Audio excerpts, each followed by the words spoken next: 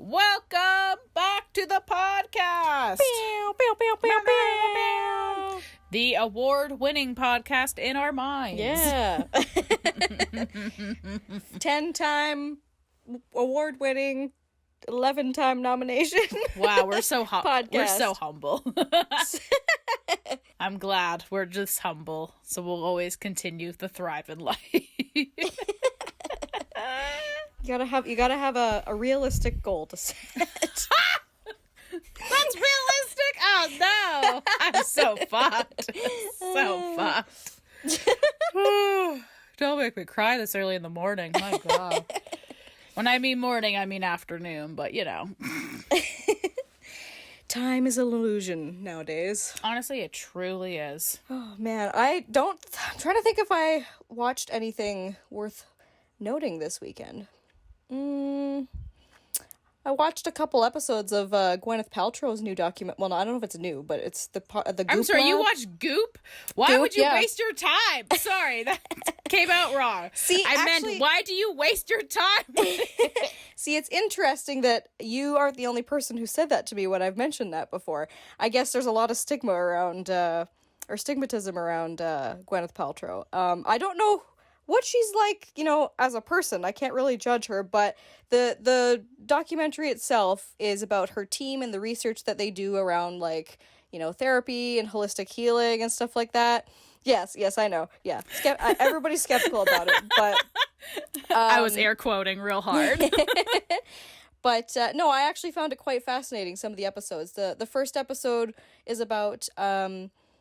using psychedelics as medicinal therapy for some people. I'm sorry.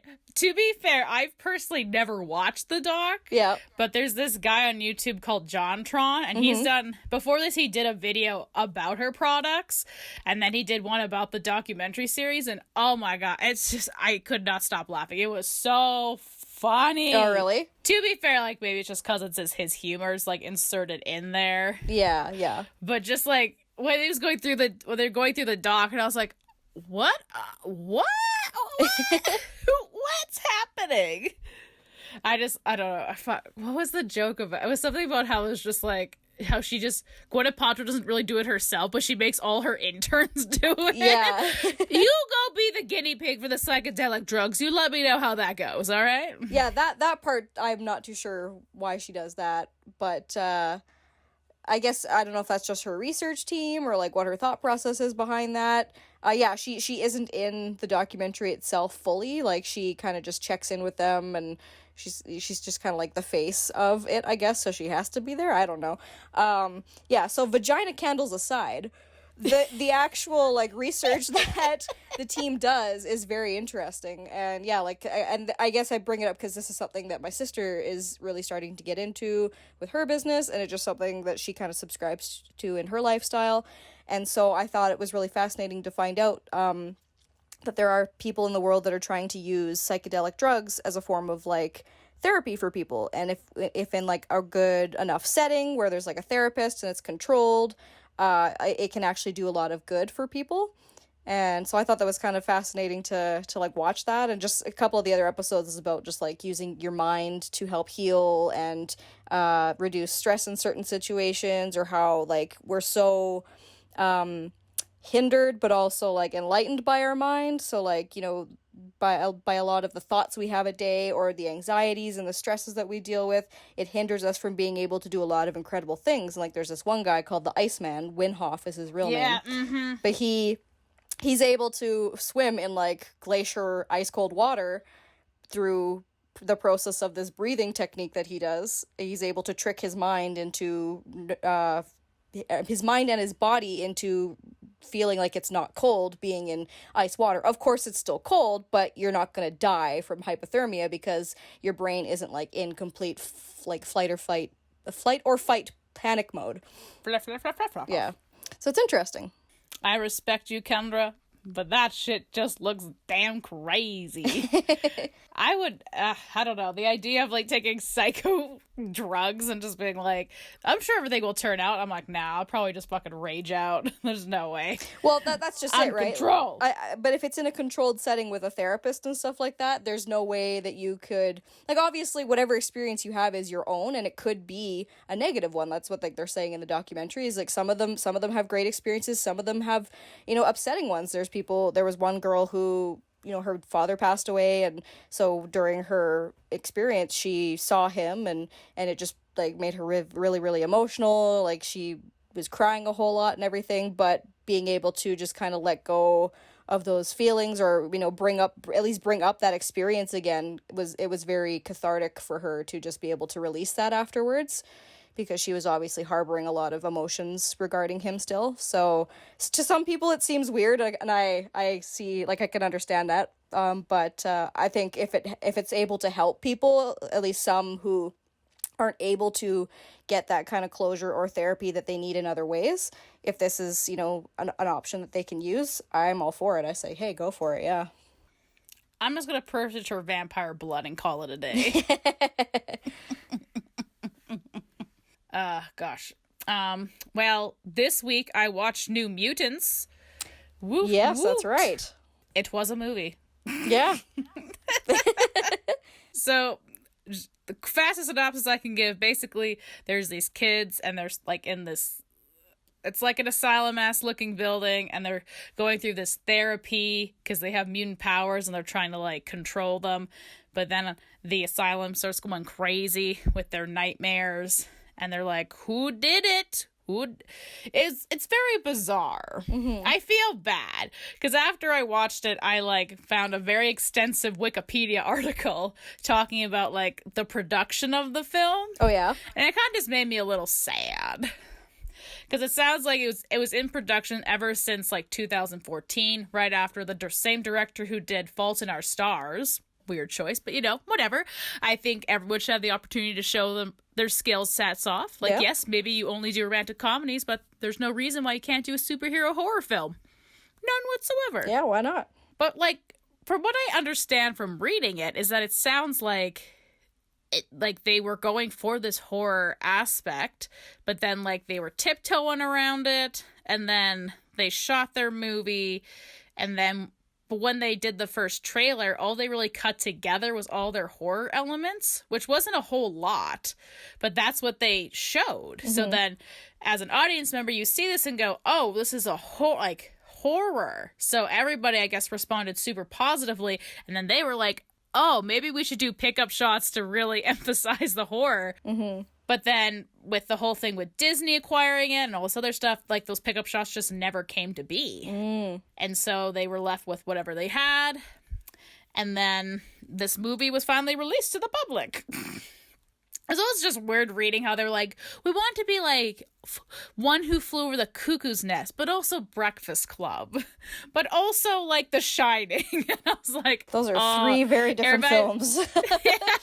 It just reminded me of film school when they were teaching us, I think it was one of our writing classes or production classes where they were talking about when you had to pitch ideas, like sometimes you could do that. It's like, oh, it's something meets something, just to give whoever you're talking to the idea of what your film could potentially be about. But that could also hurt you because if you pick two such polar opposite things, people might not get it. Yeah, exactly. They're like, how do these things connect?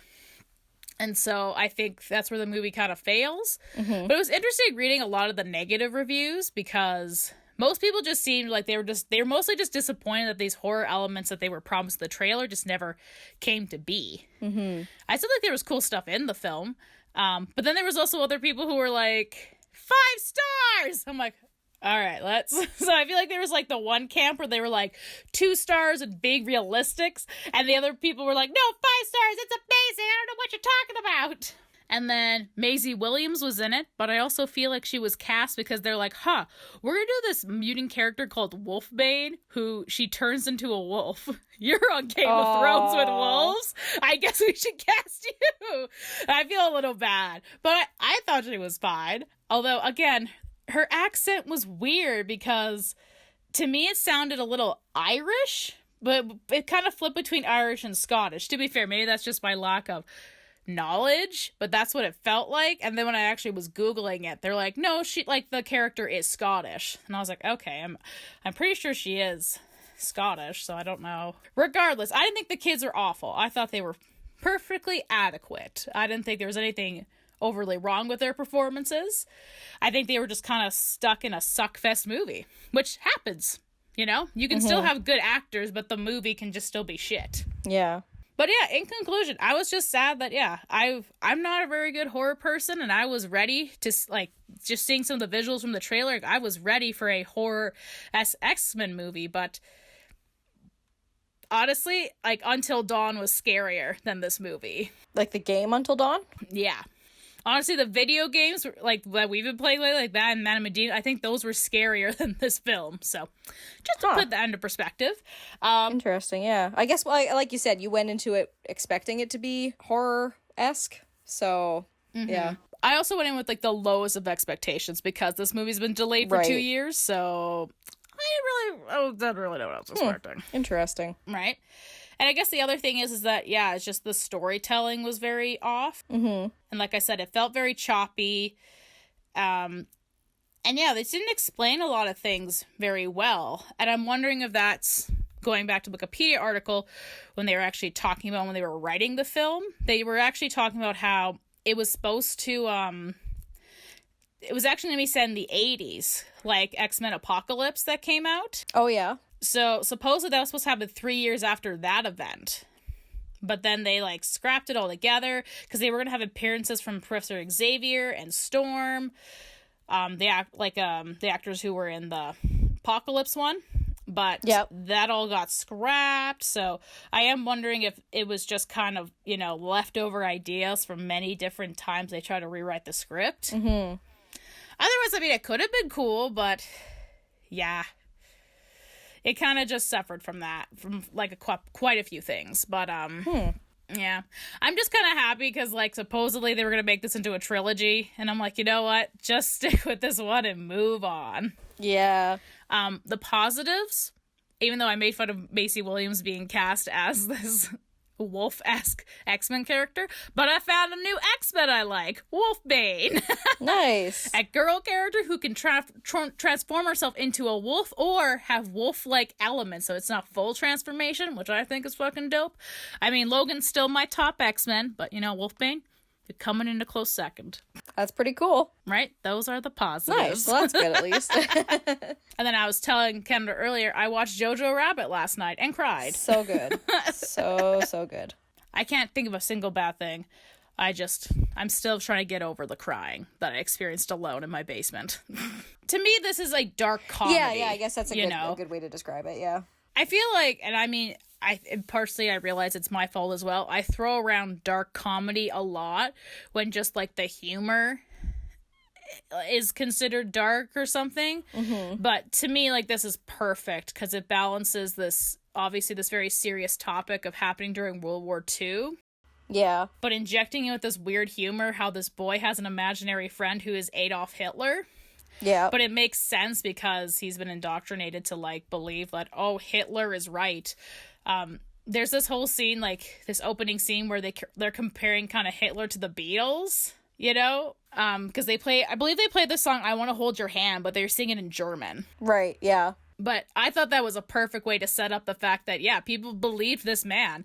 It was a fever. It was a craze. They just wanted to believe this man who was clearly crazy. But everyone believed him. Everyone kind of followed him blindly. So I think it was just perfect. But yeah, it tackled, like, it was able to insert humor in a situation where you wouldn't really expect humor to be in. And yet you still felt things by the end and you're just like a mess. But it was glorious. Yeah. I was actually thinking about this last night after watching JoJo Rabbit. And to be fair, I haven't been in school for a very long time. But I remember learning about World War II. And I think everyone experienced we had to read Anne Frank's diaries and shit like that. But, like, I feel like movies like this should be shown in school. Like, JoJo Rabbit should be shown in school. Oh, yeah? Because I think it's wonderful. I feel like I think sometimes, like, maybe it's just I'm young and dumb, But when I was learning about World War II, I was always like, yeah, of course. Hitler evil. Duh. Why are these people? But then, like, you watch stuff like this and you're like, oh, I understand, like, how good people, like, turn on each other, and you know? Right? And, like, how the propaganda seeps in at a young age, and you're like, oh, okay. If we can, like, if the school curriculum can plan it out in a way where they incorporate more film study into learning and the different subjects, I feel like more people would learn about a lot more. And I think that's the beauty of film, and I feel like everybody should get the opportunity to try. If there are film study classes out there, or at least just like do some film study yourself on like some of your favorite films, just to kind of like break down the whole concept behind the story, or like the meanings of things. Right. And you really start to like learn more about like different subjects or just life in general, and it's beautiful. That's why I love film. That's what film's awesome for. But yeah, I agree. Yeah, people should that would be an interesting movie to show to schools. And yeah, like I said, if someone's able to at least break it down in a way where the kids can understand and interpret it, because majority of the time it's just, oh, let's pop in this film, and the kids think it's funny, but they don't actually gain any knowledge from it, right? Yeah, unfortunately I don't think it'd ever be showed in schools, because there is a lot of profanity. But what was my thought? Like, nothing against Anne Frank's diaries, but I feel like it's a very PG version of what truly happened during that time. So I feel like that's why they're like, oh, this is close enough, you know? So you understand, like, this family was trying to hide, and then it pretty much ends with them being caught, but then you just, you know, it kind of ends and they're like, oh yeah, they all died. No details, no more, just stop. So I don't feel like you really get an understanding of what truly happened. There's actually another graphic novel I read a couple years ago that was really good. It was called Mouses. That's what it's called. And it's this whole story. So the author of the book is actually interviewing his father, because he escaped, I think it was like 2 concentration camps or something. I don't know. I was just like I said, like, I wasn't really engrossed in school, but like this book, like, I was just so invested in this story and learning more. Yeah. And I mean, the drawings are very simple. It's the Jews are mice and the cats are the Nazis. Oh, okay. And there's like a couple other characters, but mostly it's focused between the cats and the mouses. And yeah, I don't know. I just was very engrossed in that story. I felt like I was learning more than I ever did in school. But again, I would say it's a really good read. Yeah. I felt more engaged than I ever have. And again, same with JoJo Rabbit. I just felt engaged. And really, that's the key word today. Being engaged. Right? But again, to be fair, I don't know. Maybe they've changed the school curriculum. Maybe there's some better shit. But, although funny enough, like, thinking about it, I wish, like, my social studies and my language arts definitely showed more films. Yeah. But I'm okay for, like, my math and sciences if I'm shown less films. Yeah, unless there's, like, a good enough, like, movie you can watch for math, like... My only thought was, like, as, like, a treat, you could watch something like Mythbusters or something. Yeah. Because they're really good about breaking down, like, their sciences and their way to approach, weird-ass problems. And just, obviously, myths. To see, does this truly happen? Let's find out. But yeah, I think maybe it's just because, like, language arts and, like, social studies has such a human element to it. So I think showing off, you know, films that connect with that human element, I think would probably just help. I feel it would help me understand more. And again, maybe this is just a me thing, and I know everybody learns differently. People use their right side versus their left side and all that other JLs in their brain cells. But yeah, I just felt like, because sometimes all you do is read. And the material sometimes I don't think has changed since like 30 plus years. Yeah. So you're like reading the same ass shit. And it's like, are you really telling me there's nothing like current during that time we were in school that had maybe the same message but like told better? Like, are you really going to tell me like I have to read Shakespeare for like the millionth time? No offense to that man. But like, that's kind of, it just felt like a weird scheduled thing, you know? Okay, so we do Shakespeare, okay? We do that for 6 months. And then we read this boring ass play that nobody cares about. Although actually, what was it? My friends, I can remember what the play was called. It was war, obviously it was about war, but like, shoot. I can't remember what the title of it was, but I remember my friends were talking about how they had to read it in school and it was awful. And I actually saw it live as a play. And I was like, you know what? This isn't that bad. But I could imagine trying to read it, though. I too would probably get, like, bogged down because I'm like, oh, this is a lot. I think, yeah, like we were saying, I think it depends on how passionate of the teacher is of the subject, too. That's true. I don't know if you can recall any teachers you've had who were just, like, so enthralled or that you were so engaged with learning about because they were so passionate about the topic. And, like, like in I think it was grade 12 English, like, I was like everybody else. We were like, oh my god, I gotta read William Shakespeare. I don't understand. Like his words are weird, and like how am I supposed to understand this? It's so long. Oh, but like we were reading Hamlet, and we'd go like kind of section by section, and every time we'd like kind of go through a section, she'd kind of go through kind of a study on it and just like ask us like, you know, what do you think was going through his mind? What does this mean?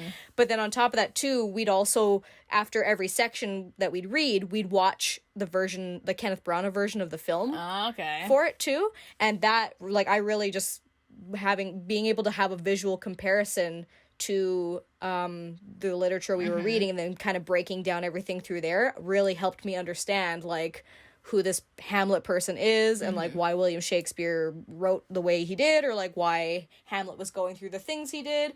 And then I ended up finding, well, that's how I found out that like The Lion King is like roughly based off of Hamlet and everything. But it was just really, really cool to get that and for her to be so passionate and willing to kind of like explore different options for people to learn, because like you said, not everybody learns through reading. Not everybody learns through listening through things. You know, there's different, you got a class of 30 people. You can't tell me everybody in the room learns the same way. Everybody learns differently, right?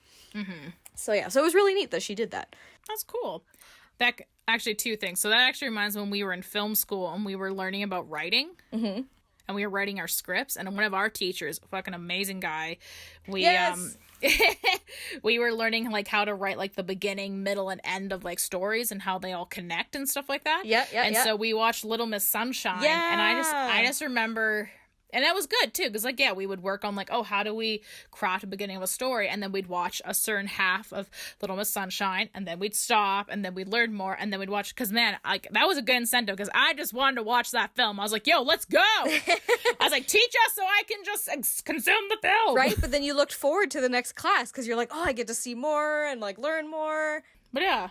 Thank you to all the teachers out there who, you know, try their best, you know, to try to get their students engaged. I know, I'm realizing now, after school, you know, no longer being in school, how difficult sometimes it can be. So, thank you. Right? Yeah, especially, like, to all teachers for sure, but especially the ones who really, truly do have a passion for whatever subject it is they're teaching. And even if you're, like, the teachers who have to teach all the subjects and you're passionate about all of them, like, kudos to you. Like, that's incredible. I can't fathom just how grateful I am for all the teachers I've had throughout my life who've got me to where they've kind of, you know, helped mold me who I am today, right? And actually it kind of reminds me of that one quote that you, in that little album you got me for my birthday. Oh man, I should pull it out right now so I could remember his name, but it's like, what we learn with pleasure we never forget. Yeah. And I love that quote. I think that's like, that was from so true. That was a poet, wasn't it? Yeah, I think it's Alfred or Albert or... Yeah. Oh, I can't remember. See, look, teachers, we forgot everything in school. Well, I gotta say, this is a weird... I did not see this episode going this way. This is weird. Yeah, I know. We went some, like, strange directions for this episode. Okay, but next time, we'll talk about the movies that shaped us. Yeah.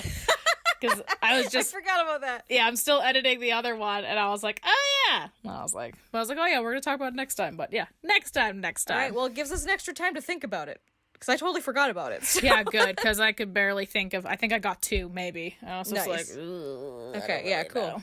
Yeah, all right, well, stay tuned to the next episode where that's what we'll talk about.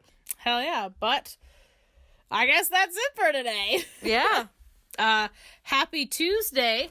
Yeah, stay safe out there, guys.